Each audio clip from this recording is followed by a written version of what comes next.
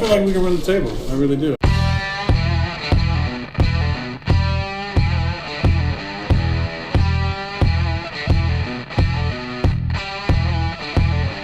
Giants looking for a stop. They're going to air it out. Rodgers does this better than anybody. End zone, Cobb, touchdown! Unbelievable! This to send the Packers into the NFC Championship game. It is good! The Packers are moving on! Aaron Rodgers has done it again! Grassy Posse Packer Nation! Welcome to another episode of Packcast, the podcast where you don't need to be a Packers fan, but it sure does help. Woo! All right, Packers fans, I know that you are super duper happy after the really close game on Sunday night said no one ever. We are reeling from a loss. We're feeling pretty low, and Aaron Rodgers, I hope, is going to take me to the promised land on Sunday and make me feel all better. But as we always do on Packcast, we have the opposing fans team come on the show where we're going to talk, and this is a big one because I have not talked to a Bengals fan probably ever. It's been a while if I ever did. They don't really reveal that about themselves. So this is not only exciting because this is the only team that Aaron Rodgers has never beaten, but it's always great to talk to new friends. So with that being said, we have Bengals fan Evan with us. Evan, how we doing? Hey, we're doing all right. Yeah, man. It's listen, like we do not cross paths often. You know, our teams are, you know, two sailing ships in the night. We really don't we don't play with each other often. So like once every 4 years, like this is our time. We basically come around when the Olympics do. Oh yeah, we us Bengals fans like to keep that to ourselves, like you said. Yeah, I mean it's one of those things that. It fascinates me to learn how fans became fans of whatever team. Like, I'm a New York guy, but I've always been a Packers fan. My dad's a Dallas fan, and it goes all over. So, looking at you as a Bengals fan, right, I'm assuming we have to be, like, somewhere near Cincinnati because, like, a Californian Bengals fan, like, it doesn't really make sense to me. Yeah, I'm from about an hour away from Cincinnati, and my dad grew up in a Cleveland household, and I guess Cincinnati's a better option, but I'm still a masochist, so it's all the same nowadays. Yeah. Listen, I mean, over in Ohio, I mean, there's like it's kind of slim pickings, right? I mean, is it usually like the people around you? It either falls into like you're a Bengals fan, you're a Browns fan, or you know you just cry a lot and choose D none of the above. I think a lot of people just take their fandom to Ohio State because that's our team in Ohio, I guess. So yeah. The NFL thing is not working. Just move on to college football. Yeah, I mean, but looking at the Bengals, right? So we've gotten it more from like as you're saying, like your dad, right? So he grows up in this Browns household, which I mean, like, is there any joy ever? It come like radiating from never. No, I he drinks on Sundays, and I learned to go hide in the corner. I mean, not fun. I feel like that's all you can do. I mean, it gets to a point. Like I have to tell you, like I am so excited to talk to a Browns fan just because I just want to know like what happened, like what went wrong in life that made you like choose this path. Because it's not a fun path. Because you guys make the playoffs. No. Like, you do. Yeah. The Bengals make the playoffs. You guys have one of the greatest receivers in the league in A.J. Green. Right? So, like, things aren't all doom and gloom. But, I mean, if you're a Browns fan, like, that just... like that's dedication, though. It's pure dedication. Yeah. I mean, like, every time, like, a Cowboys fan is like, well, I remember a couple times not making the playoffs, and you're just like, yeah, the Browns are like, hey, we remember not ever making the playoffs in the past like decade. Yeah, that's rough. So I mean, as a Bengals fan at the moment, right? It's at the moment. You've seen better times. Am I wrong? Oh, absolutely. I'd like to go back to about 2015 with the vintage Dalton, above the Dalton line. Now he's a little below the Dalton line now. This season it looks like. Yeah, and let's talk about Andy Dalton. So Okay. Andy Dalton, and in my humble opinion as a Packers fan, I feel like he is often grouped into those quarterbacks that like doesn't really get any recognition. Yeah, like, you know what I mean? Like, it's one of those, like, we absolutely. seldomly talk about him. And Absolutely. as a Bengals fan, like, how does that feel? Do you, like, agree with the lack of coverage? Like, you know, he's like, oh, he's got to get better. Or are you like, he's underrepresented? Well, I think it's fair for the most part. But I mean, back in the 2015 season, he was like a top 3 in QBR to finish the season with. Yeah. So he's had. I mean, the Dalton line is the Dalton line for a reason. You know, he hovers in between good and not so good. So. Yeah. But this year, I mean, I don't think he really has a chance with, you know, our line being held together with, you know, super glue and duct tape. I mean, it's Dalton. So, I mean, because at this point, right, the guy's not like super well, you know, it's so weird because I can be like, you know, there was like you're old in football terms, but now like Tom Brady's like 40 years old. So it's kind of hard to compare, but the guy is he's 29, he'll be 30 this year. So, yep. I mean, is it based off the way he's been playing? Because I know even from a fantasy standpoint, like people did draft Dalton because you have AJ Green, right? So you're like almost guaranteed, guaranteed fantasy points. And anytime he throws the ball up, you know, Green's usually going to go and get it. So in Cincinnati, like, is there starting to be that talk of, okay, we have to start? Oh yeah, looking past. I mean, it's gotten so bad. It's gotten so bad that Kaepernick's been brought up a lot lately, and there's been rumblings of some of the players wanting to bring Cap in. Really? So you know it's got to be bad. But I mean, you know, we just fired our Ken Zampese, our offensive coordinator last week. Yep. And we got our quarterback coach coming in, and I guess we're just going to go probably ride the season out with him and, unfortunately, Lewis. And it might be a time for a complete overhaul. I mean, after the season, new quarterback, new coach, everything. I mean, so taking a look at the quarterback talk for a second, is it one of those things that that talk's been around for like years, like for seasons? Because 2015, I'm not thinking many people are talking about replacing Dalton. I could be wrong, but I mean, this has to be like, am I wrong? Because you're laughing like, yeah, Tom, we've been calling this for a while. No, we, as a fan base, we've been waiting for a franchise quarterback since Boomer Esiason in the 90s. Yeah. So, I mean, he's exceeded our expectations for the most part. The talks really just started this year. I mean, he's got a big contract. He's underperforming, but then he always, you know, the Dalton apologists, you know, always talk about the offensive line and everything. So I think the season doesn't pan out. We're ready for a change. I think as a collective group. So when you're like you were just talking about, your offensive coordinator recently fired, right? And and you would think that with the weapons you do have on offense, and listen, trust me, I know all about crappy offensive lines. Like, obviously, the Packers have gotten better in that department. But, I mean, like, you know, Aaron Rodgers used to get hit like a piñata. I completely understand where you're coming from.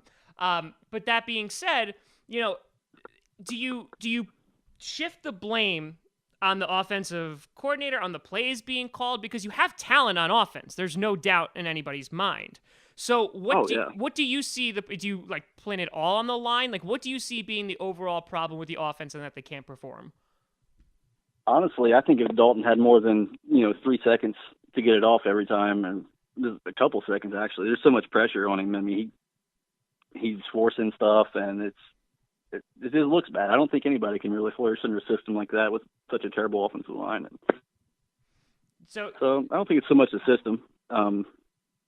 Though, I mean, I wouldn't mind if there was a complete overhaul of the system, but it's the line. I mean, I really genuinely think it's the line. Okay, so that's... You'll see. Yeah. You're just like, Tom, literally just wait a couple of days, and you'll call me back up, and I'll be like, oh, crap, no, he was 100% Oh, correct. That's what he was talking about, yeah. So, because for example, like, there is a lot of talk about Joe Mixon, right? Oh, yeah. And correct me if I'm wrong, there hasn't really been anything yet. And you Oh. see, and here's the thing. Is that your team, especially with your running back situation, good God, fantasy football is everywhere. Hate it because Oh yeah. every time because you're like, all right, this is gonna be Bernard's year. He's gonna go in and he's gonna drive, and then look, Bernard gets nothing. So I mean, like looking ahead, because people were drafting, Joe Mixon up high, in fantasy. Oh, yeah. So I mean, where do you obviously the offensive line needs to improve for him to do well, but like where do you even see your running back situation, like getting away from the quarterback? Like where do you see the future with that? Well, first off, any fantasy football owners and past or the future here, do not draft the Cincinnati running back. We can't even score a touchdown, let alone you don't know who's getting the ball. It's a running back 3-by-3 committee, so it's kind of scattered. But yeah, Mixon, he I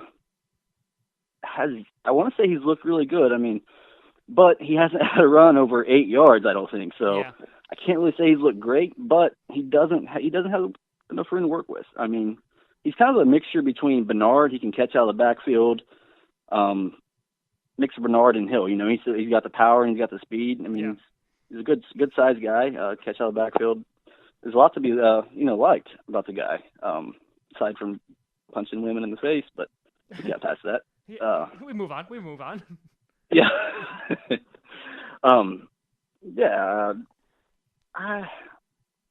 I just think we're all waiting for something to happen with this offensive line. We can give excuses for our poor quarterbacking play, our poor running game. I mean, so until that changes, I don't really see anything else changing. I mean, because unfortunately, I think we're the first team since 1939 Eagles to open up 2 home games and not score a touchdown. So that's not good company. We're all field goals. No, it's not. We didn't yet to score a touchdown. Well, I mean, the good news is, I mean, like our secondary kind of sucks. So, I mean, if anything, listen, if Randall is on AJ Green, like I don't doubt him. He's gonna put up points because Randall couldn't cover a piece of wet toast at the moment. So, like there's potential with that. So, if anything, like there's maybe like, yay, we could get some touchdowns. But like from what I'm getting from you, because I mean, even if you look at AJ Green, right? Like he's 29 as well, and I know like we don't want to talk about AJ Green leaving anytime soon, but I feel like from what I'm hearing from you, like this idea of a complete overhaul, right? Like I feel like that's becoming more and more likely, and as time goes on, it's gonna be more and more imminent. Like it's what's gonna have to happen, and I mean like that kind of has to suck, no? Oh, it does. It's because a lot of our defense isn't terrible. No. It's a good caliber. It's a good caliber defense. We have good weapons on offense as far as the running game, the passing game, and our special teams is looking really good so far. Like I said, you have to have a strong offensive line in the NFL. I mean, so much revolves around that. And AJ is in that age where, he's right at his prime and you can't really build to the future with him. I mean, you can because he's one of the best receivers in the league. Yeah. And he's also, not past his prime where you have to just, get rid of him or, whatnot to move forward for pieces or anything. So I don't know. I mean, it's because I feel like your team in particular, when it comes to the Bengals, in that I feel like you're always there, like in the wild card. Like I feel like every time I turn on the TV, and maybe this is just bias, I feel like it's the Texans and the Bengals, and good God, it's like every time I'm like, I swear I just saw this game last year. Yeah, you and me both. They always have our number, but yeah. I 0-7 under Lewis. Oh God, and no offense, but those games suck. Like those games are never. Like I'm watching Wild Card Weekend, and I'm like, all right, there's this game, and oh look, it's the Texans and the Bengals again. And they might have only played like twice in the wild card, but it feels like it's been a million times at this point. Yeah. And I feel like your team it sometimes gets the coverage of like, oh, they have potential to like go decently deep into the playoffs, right? Like they're that sleeper team that could go deep. And I feel like you're always at least in the running, in the conversation, right? Yeah. And And so that being said, like, what do you think? So take like a 2015, for example, like what has been the thing that has been stopping you from getting to that next level, to being like those Super Bowl contenders? And because the AFC generally, it's run by the Pats. You know, it's decently top heavy. You know, you have the Broncos in there. The Raiders are starting to climb up in there. But other than that, I mean, like the AFC generally is a little bit weaker. The Steelers are in there too. You know, so what do you think has been kind of stopping your team from reaching that next point? I mean, you look at the record, and there's one common denominator, and it's Marvin Lewis. I mean, 0-7. I don't know any coach in the NFL that could get by with that and still have a job. Yeah. That doesn't make too much sense to me. We're our own worst enemy. I mean, costly turnovers at the wrong time. It's hard to say. It's just it's incredible. I mean, if you're a Bengals fan, you know what I'm talking about. It's just like it's meant for us to lose every time. I don't know. I'm not gonna lie. Like this podcast is like getting like I'm like, oh man, like I'm sad. Like this is just, like I feel like I've just watched an episode of This Is Us. Like this is just like, I'm so sorry. Like so like we're putting some blame on Marvin Lewis, right? Like we're putting some blame on him and saying like, you know, as a coach. So how about that? Like, are there rumblings that, you know, has that been for a while of like, okay, bud, you know, you need to go. Like you need to be done. Oh yeah. We think every year's the year he's gone, and he keeps showing up and getting extended. So, you know, there's the running joke. If you hear rumblings that Marvin Lewis is going to get fired, then that means he's probably going to get an extension. So that's it. Listen, I know how you feel from a defensive coordinator standpoint with Dom Capers, because we have been saying as Packer fans that since the Super Bowl, and it's just like, okay, you know, this is the year we got blown out again, or we blew a lead in the playoffs. So this is the year that he's gone, and he's back again. Okay, all right, that's a thing. I feel like with those guys, like they just show up, and like the head office is like, oh man, like I really hope he like gets lost on the way to work, and you know he doesn't show up so we can just like have an excuse to bring someone else in. And from like a Bengals fan, you're just like, oh please God, like GPS, just send him the wrong way, like send him to Cleveland, please. All right, so let me get this straight. We're tired of the coach. We're tired of the offensive line. Dalton is, as you put it, which I love that phrase, he's below the Dalton line right now, in which it's not working out so well. And, you know, our team's getting a little bit old. So taking a look then, you know, for kind of like future of the franchise, are we having like super duper high expectations for, I mean, we'll get to talk about this season, but like future seasons? Are we like in total rebuild mode? Oh man, I don't think we've really decided that yet, but I think for the most part, because it is early. I mean, if we go 0-3, it is. It really is. If we go 0-3, I guess so we could probably kiss the playoffs goodbye. Our schedule is front loaded. It is, but 0-3 start's not looking good. So, and I don't know. I don't see us beating the Packers, but. You know, like Arya Stark, Aaron Rodgers has a list, and we're the last one to cross off that list. It's very. It has not beat the Bengals, surprisingly. Look at that Game of Thrones reference. He just slides it right in there. That was. Right. Damn! There we go. Now we're talking. All right. So, well, here's the thing. Like, we'll talk about the Packers in a quick second, because I do have a question for you, and then we'll talk about this Sunday. So, when it comes to the Bengals, right? Like, there's got to be, like, some teams that you despise. I feel like the Texans have to be up there. So, for you, and I know your team playing them is my most hated matchup, but when it comes to you personally, you know, like, what rival or what team that you're just like, good God, I cannot stand this team? Oh, man, I think I can collectively speak for our fan base when I say fuck the Steelers. So... Absolutely. It's wow. There was zero hesitation on that. Zero hesitation. Okay, so we're not like a fan of Ben Roethlisberger. Okay, that is definitely good to know. Okay, so is it just because like they've kind of been like running the division? You know, like is there like always in that conversation? It is. I think their fan base is just terrible. Anyways, I mean, it seems like all the Steelers fans I know, they don't really know football, but you know they're a Steelers fan, and they're cocky, and they brag about all their championships. They haven't won one in some time, but it's just annoying, and I don't like the Steelers. You're kind of done. We're kind of done. All right, so you know what? It's funny because I've had Vikings fans come on and say the exact same thing about my team. So you know what? Yep. Like, yeah. By the end of this, it's like, you know what? I hate you too. Let's just put them all together. Cowboys, Steelers, Patriots. I get you. It's fine. We'll take it. That's totally fine. So all right. So we're not fans of the Steelers. So in essence, then you're welcome. Because Super Bowl 45, we didn't let them get another one. Yeah. So, I mean, I'll take the praise. We'll totally take that, and we'll take it wherever we can get it. So yeah, thank you. So looking at this season, or I'm sorry, this Sunday in particular, right? So you have a tough matchup against the Packers. I have to imagine Aaron Rodgers is going to want to kill any team that would have been next, whether it was your team or any other team, because of the garbage that was Sunday Night Football.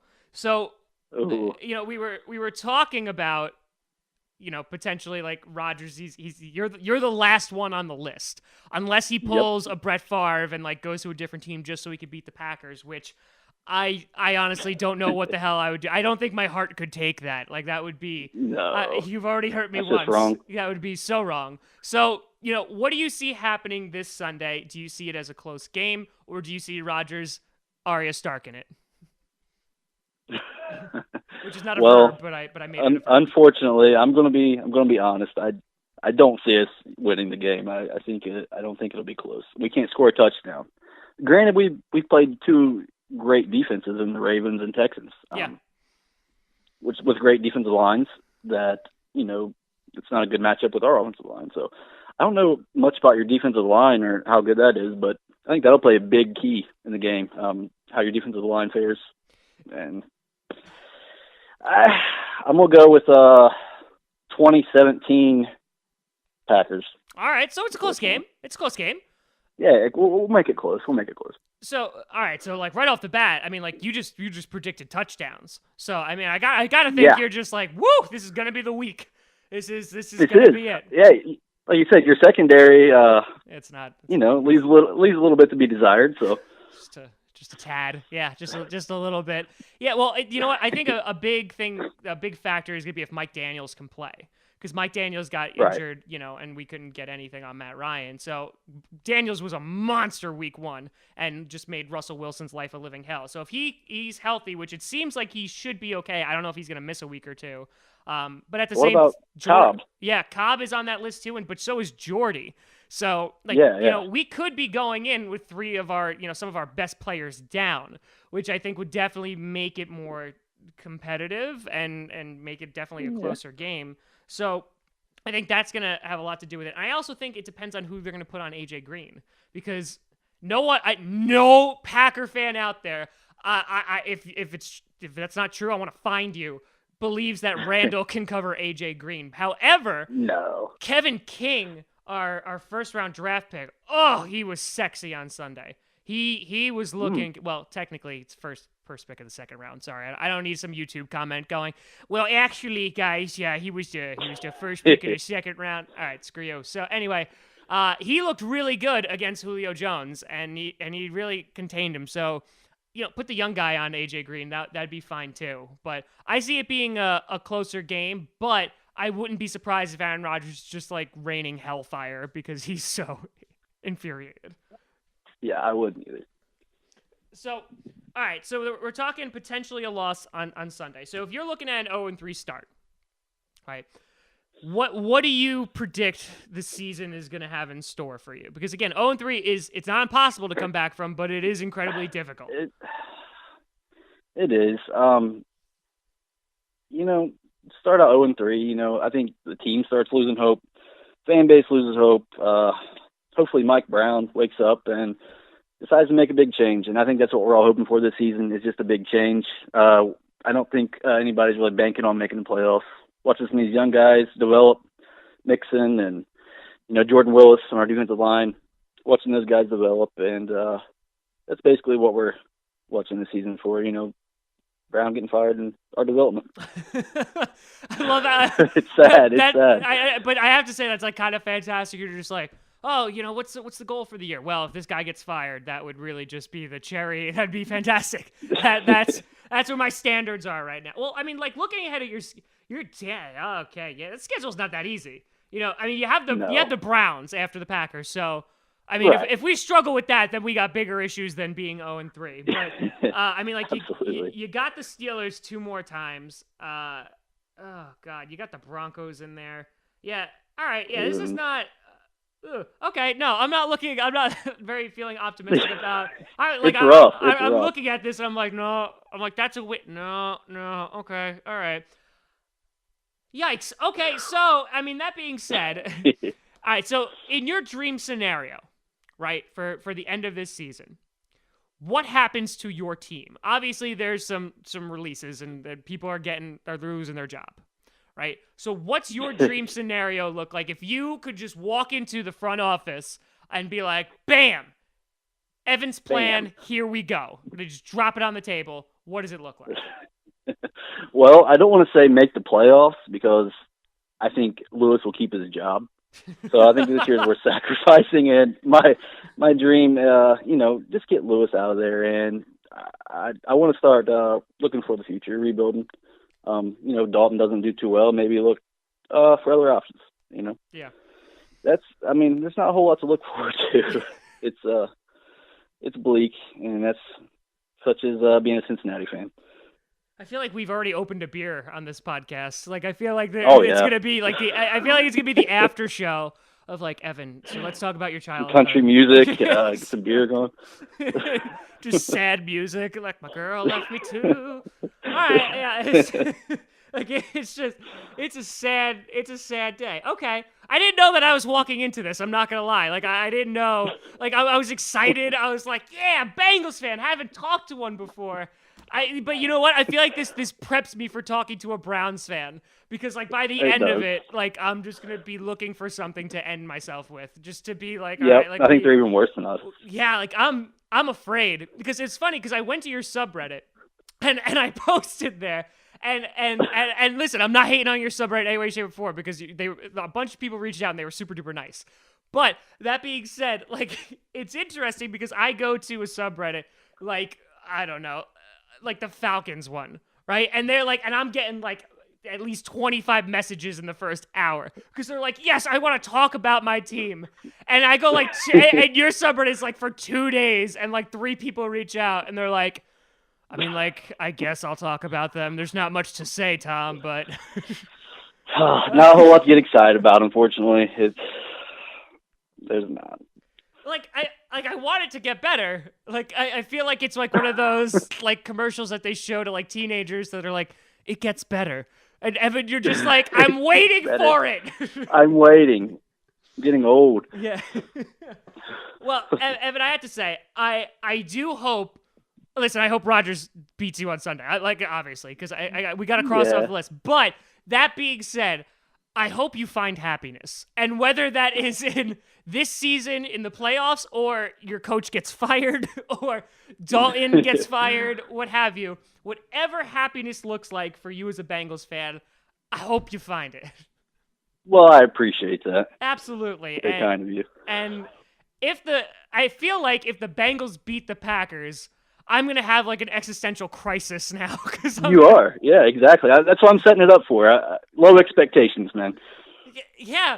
Like, but I was like, oh man, like these are 2 pretty good teams that are going up against each other. But you're like, Tom, like they're bad. They're really, really bad. Like if you lose, you should feel bad.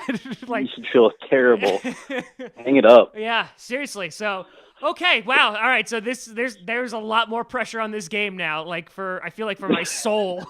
Like we have to win for that to stay intact, but all right, man. Like, listen, I hope a good luck with the season. And again, if you want to tank just so you could fire some people, good luck with that too. I mean, there's, listen, Colts sucked for luck. You can suck for a firing or 2. That's fine. I hear you. Sure.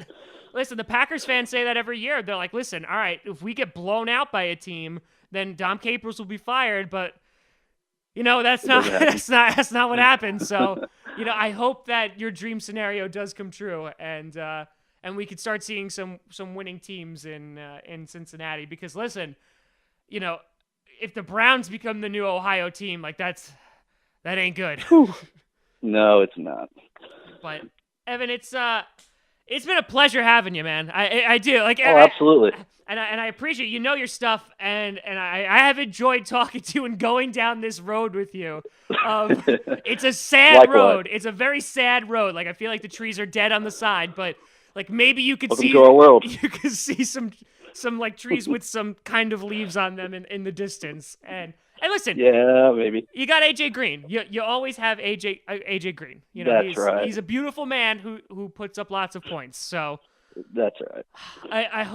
I hope he does that for you. Not Sunday, but I hope he does that for you in the immediate future. So, but thank you so much for coming on, Evan, and I wish you luck with the rest of the season. I really do. All right. Well, good luck. Thanks, buddy. We'll talk soon. Yeah. All right. Bye. Catch you later, bud. Bye.